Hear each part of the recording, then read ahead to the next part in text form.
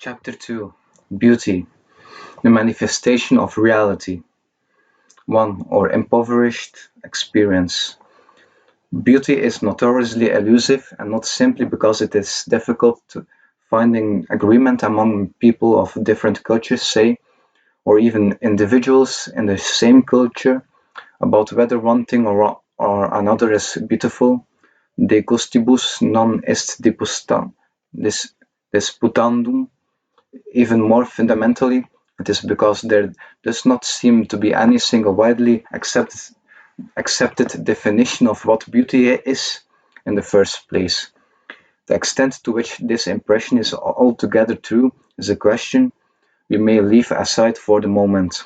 What I wish to observe here at the beginning is that the thoughtful survey of philosophical descriptions and accounts of beauty from the ancient through the medieval to the modern and even postmodern world come across something quite remarkable, though perhaps not often marked on, namely that however different the accounts of beauty seem to be, they agree with a surprising regularity on presenting beauty, in some respect, as a coincidentia oppositorum, that is often quite paradoxical unity of extremes that would otherwise seem to stand in irreconcilable opposition. In the Platonic tradition, beauty is an extraordinary coincidence of the transcendent and the immanent, of reason and the senses, spirit and matter, of unity and diversity. For the Aristotelian Thomistic tradition, beauty represents the strange intersection of both the closed perfection of order, of form, and the open breaking of a light from beyond the form, claritas, and it unites the logically opposed movements of the intellect and will.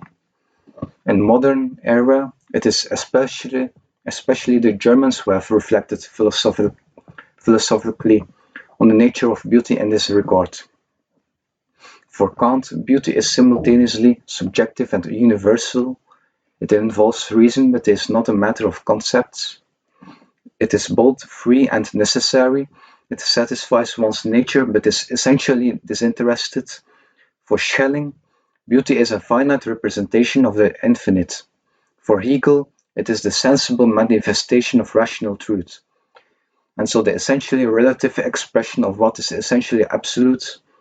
And for Heidegger, beauty is the tension-filled encounter, the strife between the world and the earth, or to put it in non-Heideggerian terms, between the brightly intelligible realm of human culture and artifice and the darkly hidden depths of nature. Of all the philosophers of beauty, there has been perhaps none more alive to its astounding union of opposites than the turn of the 19th century polymath Friedrich Schiller. This poet cum dramatist cum historian cum philosopher saw a coincidentia oppositorum at every turn in beauty, which he characterized as the unity of ever-changing life and indefinitely fixed form, of freedom or reason and nature, of tension and calm, of action and passion, of creativity and receptivity, of universality and individuality, of seriousness and play, of the ideal and the real, of the eternal and the temporal, and so on. There is, on the other hand, one tradition in which beauty does not appear in any significant sense as a unity of opposites, and it happens that this is the tradition that has arguably come to dominate in contemporary American culture, not only with respect to aesthetics, and that is the tradition of British empiricism. This tradition tends to reduce beauty to its subjective dimension, whether that be the judgment of taste or the experience of pleasure. Now, it happens also to be the case, as we suggested in the first chapter, that our culture suffers today in a special way from a loss of sense of what we might call the reality of reality, the density of things, their objective significance and value, their being in themselves, beyond their immediate relevance to utility and ulterior interests. For the most part, we do not feel the weight of the givenness of the nature of things. We live in a world increasingly mediated by technology, by the contrivances of human artifice, which tends to set the terms for what things mean to us and how we experience and interpret them, even when we are not directly occupied with a particular device. We talk about going off the grid or living unplugged. These privative expressions imply that the default position is on, i.e., taken that in taking the plug out we are departing from the norm or detaching ourselves from what has effectively become the real world. We think of putting away cell phones or turning off the computers as escaping and so forth. The terms of technology and social media have come to prevail to such an extent that we, as a culture, are always just a hair breadth away from despair, regarding the intrinsic reality of the world out there, beyond the steady flow of appearances delivered directly to our consciousness. What I mean by this despair is not just the abstract skepticism that we play at in intro to philosophy classes, which strikes the average person as absurd and extravagant. Instead, I mean something far more pervasive and, for that reason, less immediately present to consciousness. A certain lightness of being that affects all of us, even those who have not read Descartes or Hume in an intro class. We perhaps allow that the affirmation of a real world existing beyond our consciousness is a kind of leap of faith, but this does not trouble us significant, significant, significantly because we see no reason to resist making the jump. Nevertheless, if this admission is taken in fact to be a leap of faith, even one happily and spontaneously performed, it implies a dependence of reality on our subjective disposition, which may of course be a perfectly willing one, but that doesn't change the fact of dependence. Reality is in this case something related to us, and not something to which we ourselves are in turn related, something to which we need to conform and for which we are accountable. Though this is not something we tend to think explicitly about, it remains a kind of unconscious assumption that gives our culture a general ethos of frivolity, just under the surface of which lies a quiet anxiety and perhaps even the first tremors of panic. I would like to suggest that there is a profound connection between the impoverished state of our conception of beauty and our despair over the density of the world in its natural givenness, so that a recovery of beauty in its rich ontological significance can help us restore our rootedness in the real world. To justify this suggestion, we will first explore how the encounter between man and world gets distorted, and so both man and world are impoverished in their real being, to the extent that beauty gets reduced to mere subjectivity, and then we will draw on philosophical tradition alluded to at the outset to argue that beauty alone establishes the horizon for a genuine human existence, one that allows an encounter between man and the world that brings forth each in their integral wholeness. Once we have set this horizon, we will be in the proper position to unfold the acts of will and intellect in subsequent chapters, before returning to beauty, once again in chapter 5, to consider its specific relationship to love. Section 2: The Doors of Perception. Let us begin by inquiring into the connection between the loss of a sense of reality and the impoverishment of beauty. The classical definition, or at least essential description of beauty, is id quam visum placet, that which, when perceived, pleases or gives delight. As we can readily infer from this description, beauty is, and always has been, in some respect a matter of appearances. What pleases us in beauty is not the reality of the thing that shows itself to us, but the appearance of the reality. The direct satisfaction in the reality itself belongs, according to the classical tradition, more specifically to the aspect of goodness, as distinct from beauty. We take delight, for example, in a still life painting of a bowl of fruit, which offers an artfully rendered appearance of the fruit, their sensible image to our perception, and we can enjoy this appearance in relative indifference to the fact that there is no real fruit immediately in hand to satisfy our appetites. What pleases us in beauty is just that aspect of things that is offered to our perception, above all to our hearing and vision, which is to say, once again, that which pleases us is their appearance, or sensible manifestation, the look or the sound of things. Now one may think that to admit that beauty is a matter of appearances is to doom it to triviality.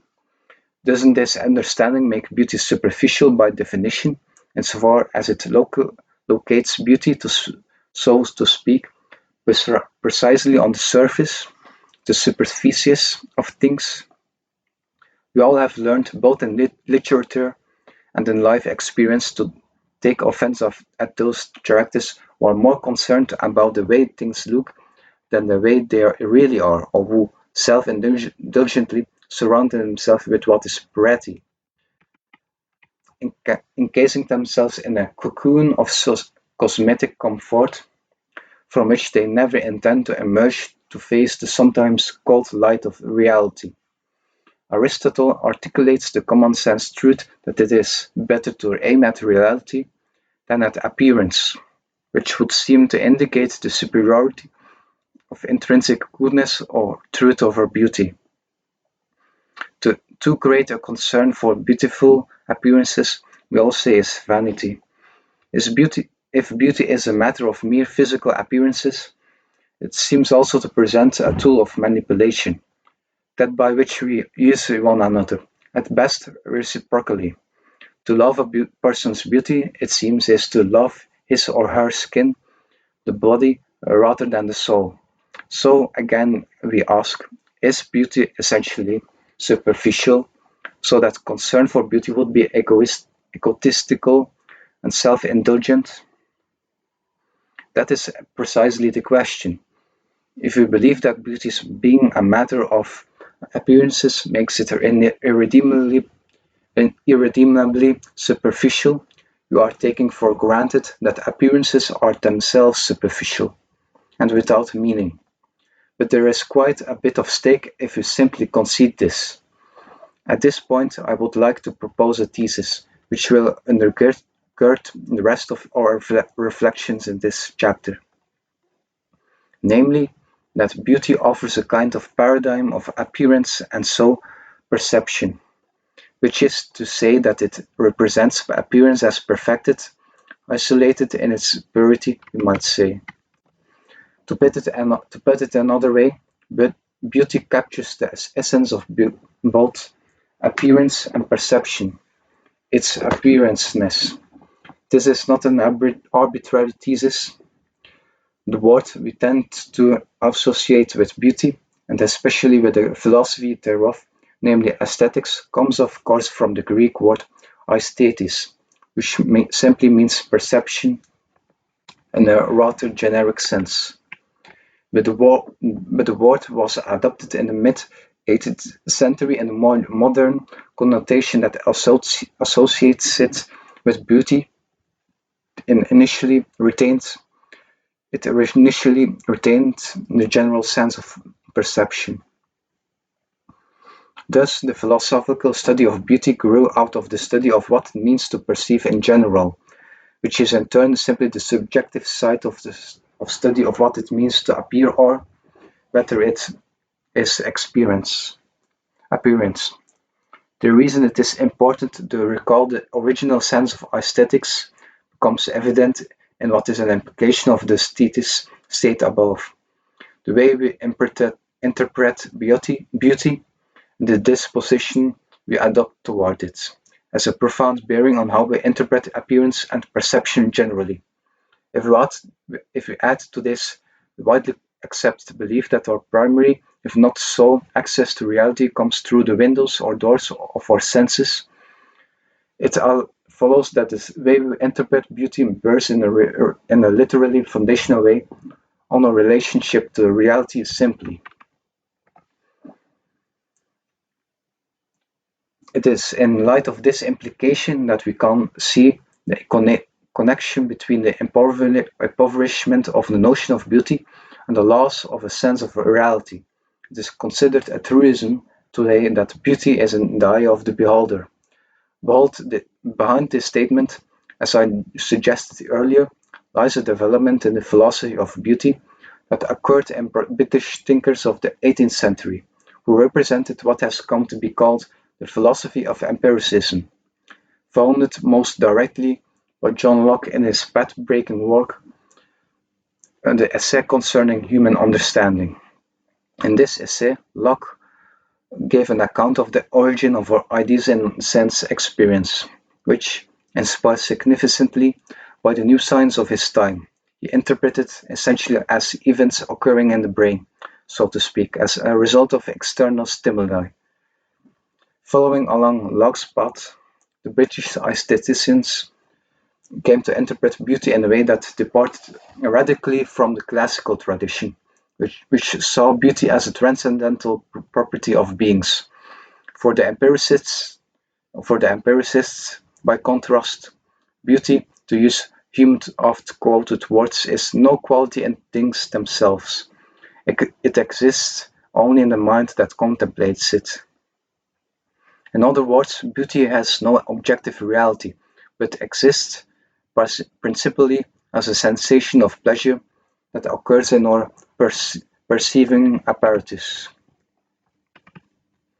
The primary dispute among the British theorizers of aesthetics turns on the question of whether beauty occurs most basically in our direct sensation, that is, in our immediate contact with external stimuli, or instead in the imagination, which is, as it were, a secondary sensation, derived from the first but just as materially grounded.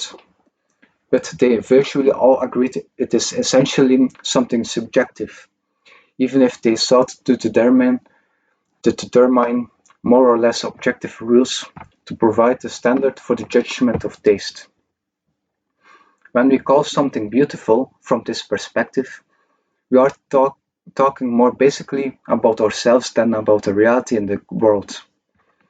It makes sense in this case that there would be both wide disagreements about what counts as beautiful, and also much difficulty in finding any genuine criteria to make a determination that would have value beyond the individual who happens in a given case to be judging.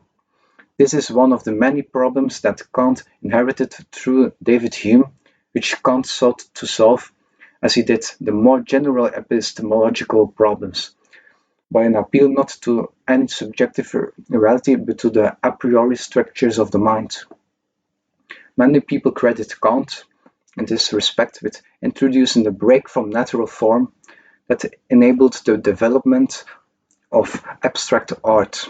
We will not pursue the question here about the adequacy of Kant's attempt at the solution, or whether it is in fact possible to find some objective standard for judgments of taste once one has interpreted beauty essentially as an event in the brain.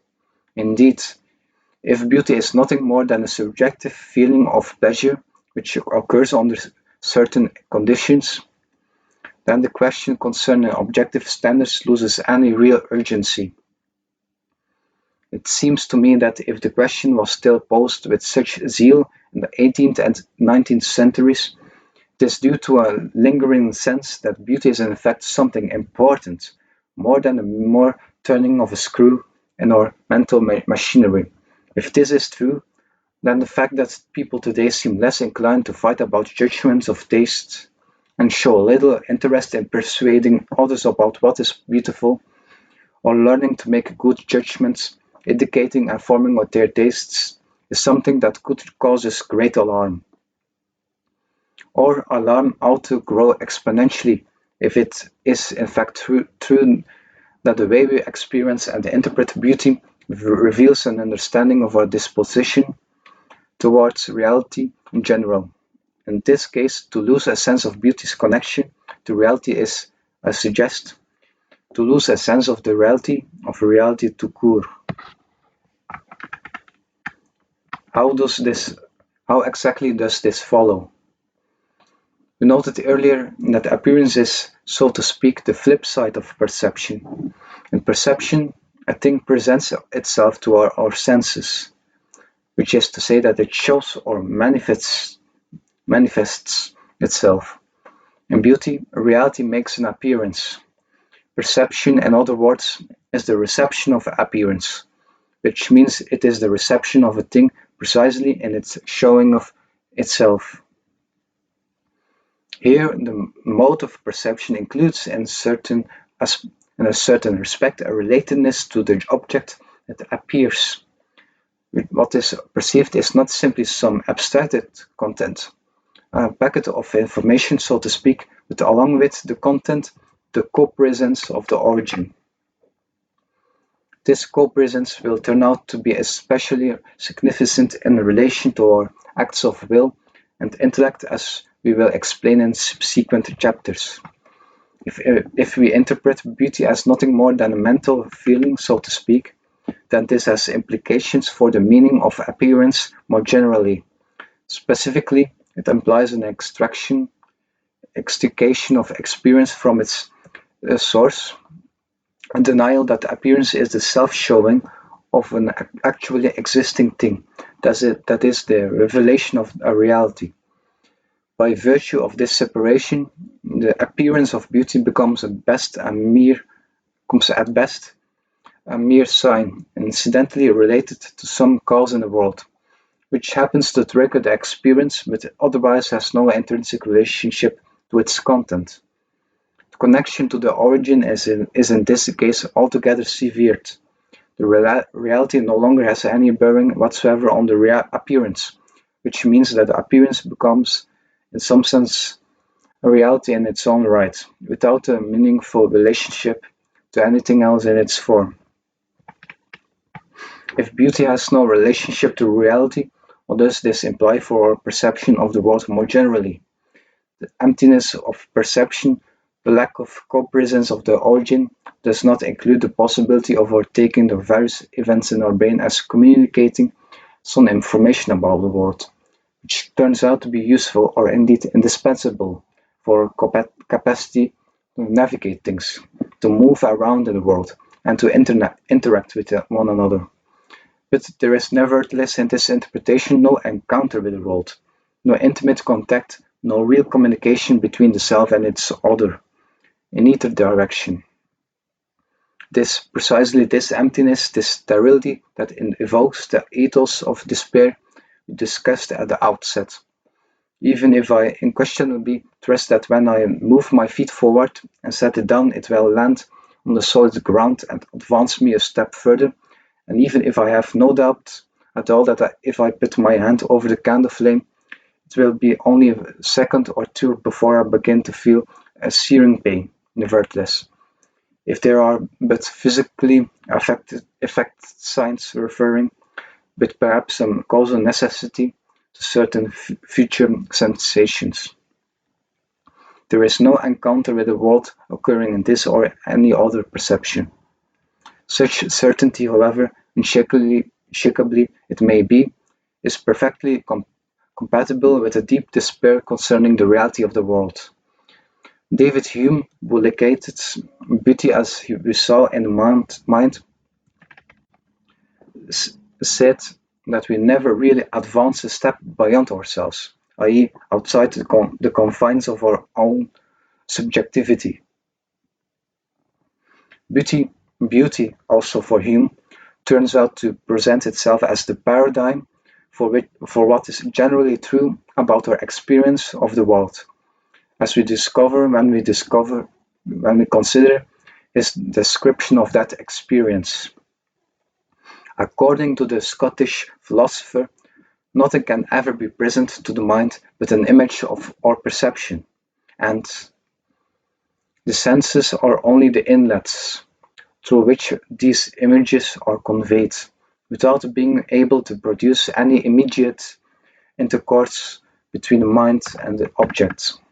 Indeed, this, it is already too much to say that images are conceived through the senses, as human does, which would seem to imply at least some sort of communication. Instead, speaking more precisely, we would have to say that in the view of empiricism, the images we receive in perception are only occasioned by external stimuli, which generated entirely immanently from inside the brain.